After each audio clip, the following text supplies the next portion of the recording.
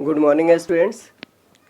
एक बार फिर से मैं आप सभी के लिए लेकर आया हूँ क्लास 6 के इतिहास के अध्याय 2 का भाग 3।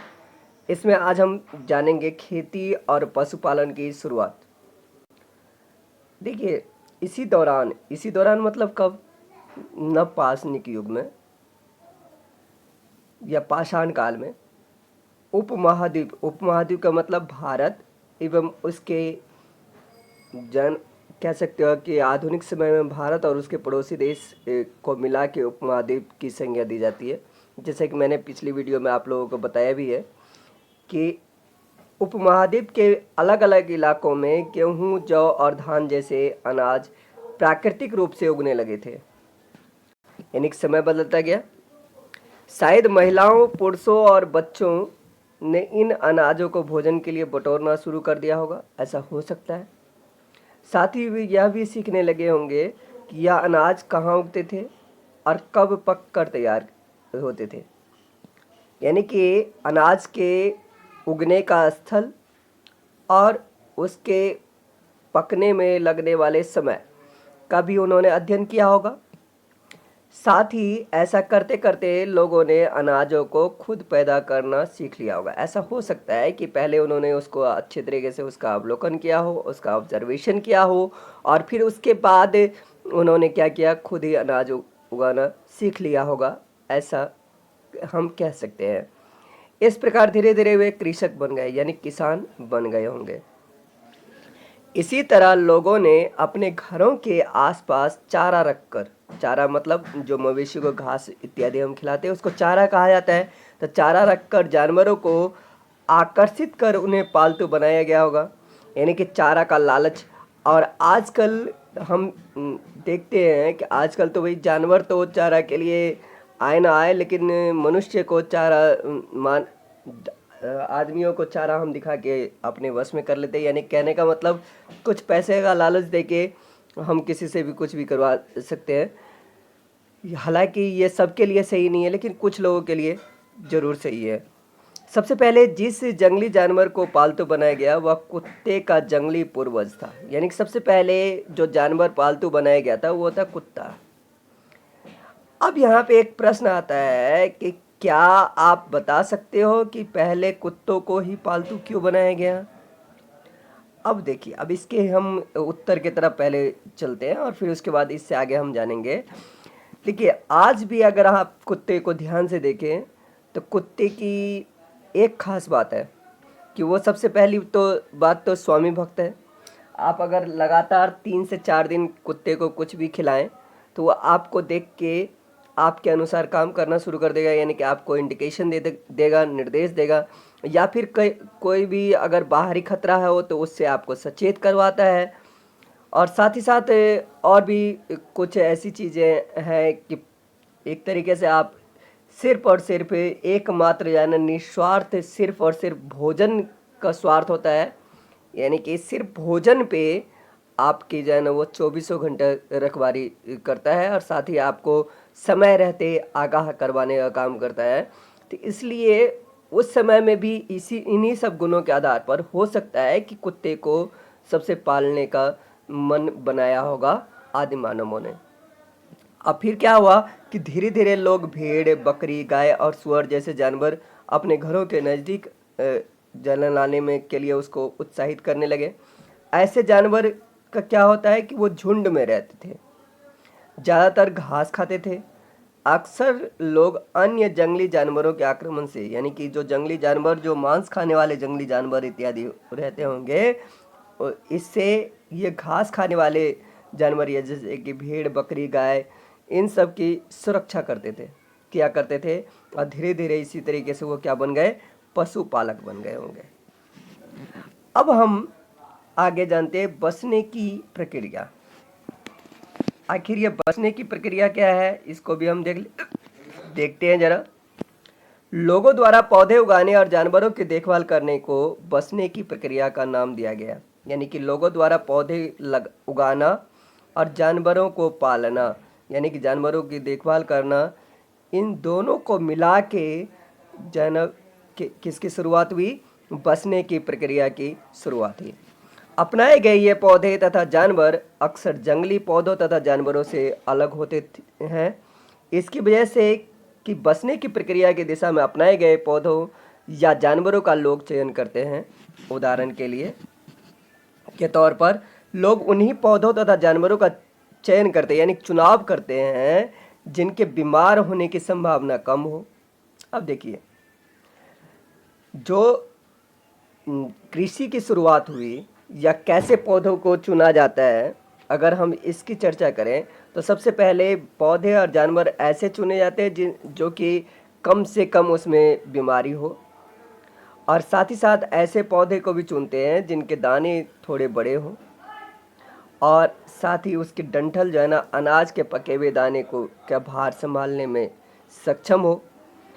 ऐसे पौधे के बीजों को संभाल कर रखा जाता है ताकि फिर से उगाने के लिए उनके गुण सुरक्षित रह सके, यानी कि जो उसके विभिन्न गुण हैं उसको सुरक्षित रखा जा सके। उन्हीं जानवरों के आगे प्रजनन यानी कि रिप्रोडक्शन के लिए चुना जाता है जो आमतौर पर अहिंसक हो। अहिंसक मतलब नॉन वायलेंट हो, यानी कि जो आपके ऊपर हमला ना करे, आपके ऊपर अटैक ना करे। इसलिए हम देखते हैं कि पाले गए जानवर तथा कृषि के लिए अपनाए गए पौधे जंगली जानवरों तथा पौधे से अलग होते गए। जैसे कि उदाहरण के तौर पर जंगली जानवरों की तुलना में पालतू जानवरों के दांत और सींग छोटे होते हैं। अब यहाँ पे ये देखिए, ये दो प्रकार के सुअर के दांतों का चित्र है। अब इसमें आसानी से आप इस आधार पर पहचान सकते हो कि ये जो है ना, ये संभवतः ये पालतू सुअर के दांत हैं, और जबकि ये जो है ना जंगली सुअर के दांत हो सकते हैं। बसने की प्रक्रिया पूरी दुनिया में धीरे धीरे चलती रही, यह करीब 12,000 साल पहले शुरू हुई। वास्तव में आज हम जो भोजन करते हैं वो इसी बसने की प्रक्रिया की वजह से है। कृषि के लिए अपनाई गई सबसे प्राचीन फसलों में गेहूँ तथा जौ आते हैं। इसी तरह सबसे पहले पालतू बनाए गए जानवरों में, यानी कि कृषि जब खेते थे फसल में गेहूँ तथा जौ आते हैं, और पालतू जानवर की अगर बात करें तो सबसे पहले कुत्ते, या कुत्ते के बाद भेड़ बकरी को पालतू बनाया गया। ऐसा हमें साक्ष्य यानी कि ऐसा प्रमाण हमें मिलता है। अब देखिए, जब आप किसी बीज को बोएंगे तो उसे आप देखेंगे तो आपको पता चलेगा कि उसके विकसित होने में कुछ वक्त लगता है, यानी कुछ समय लगता है।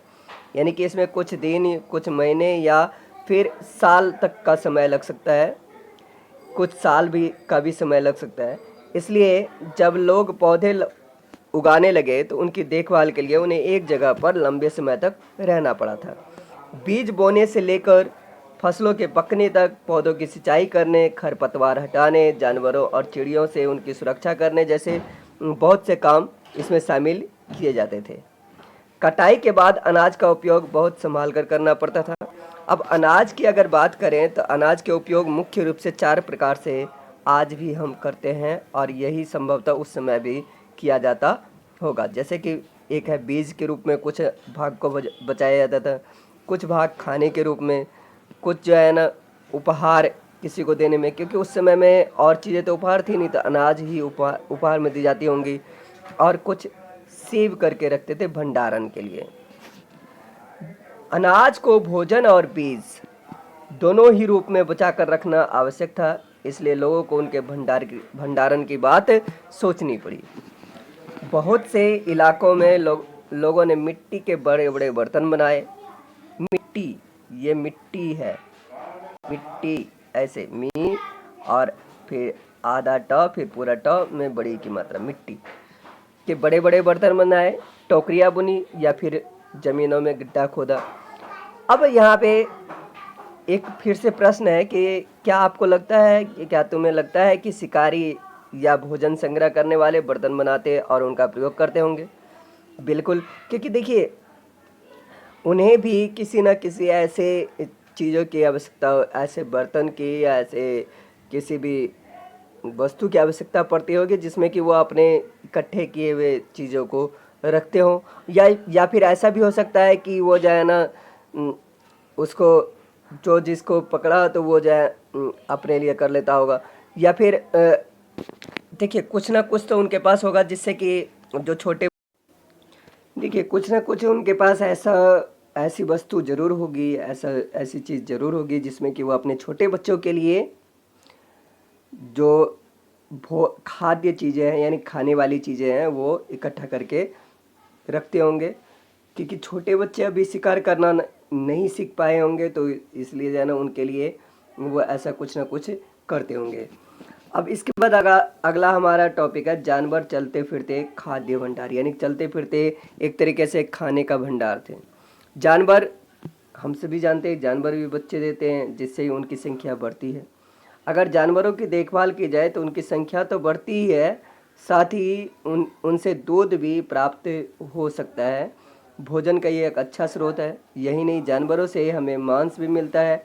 दूसरे शब्दों में पशुपालन भोजन के भंडारण का एक तरीका है, यानी कि एक बहुत अच्छा तरीका है। भोजन के अलावा जानवरों से और क्या क्या मिल सकता है? भोजन के अलावा जानवरों से ऊन भी प्राप्त होता है। भोजन से हम अपने खेतों पर भी काम ले सकते हैं, जानवरों से खेतों पे भी काम लिया जाता है, और भी कई सारे इसके उपयोग हैं। आज जानवरों का अगर किया उपयोग की बात करें तो आज के समय में हम भोजन के लिए उनसे दूध प्राप्त करते हैं। दूध से पनीर बनाया जाता है, क्रीम इत्यादि निकाले जाते हैं। साथ ही उनसे ऊन भी प्राप्त होता है। फिर उनके खाल का उपयोग किया जाता है जूते इत्यादि बनाने में, और भी विभिन्न प्रकार की चीज़ें बनाई जाती है जानवरों के उत्पाद से, जिसमें कि गाय के जो है ना गौमूत्र इत्यादि से भी कई तरह की दवाइयाँ औषधि बनाई जाती है। तो इस तरीके से विभिन्न उपयोग किए जाते हैं। तो अभी के लिए फ़िलहाल इतना ही इस भाग में, और अगले भाग में हम जानेंगे, आओ आरंभिक कृषकों और पशुपालकों के बारे में पता करें। तो अभी के लिए फ़िलहाल इतना ही, मिलते हैं अगले भाग में। Have a nice day.